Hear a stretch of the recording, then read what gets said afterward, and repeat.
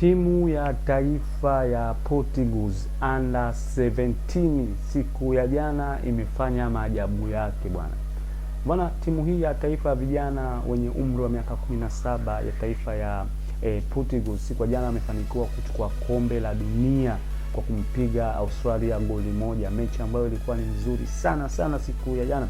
Kwa hiyo Ureno tayari na wao wameshaanza kuwekeza kwa watoto, kwa wachezaji wenye umri chini ya miaka 17 kuweza kuchukua ubingwa huu wa kombe la dunia, ikiwa ni mara ya kwanza kwa kikosi hicho kuweza kufanya mambo hayo ya kuchukua kombe la dunia. Kwa hiyo congratulations kwa taifa hili la Ureno ambalo ni miongoni mwa taifa ambalo kwa sasa lina vipaji sana.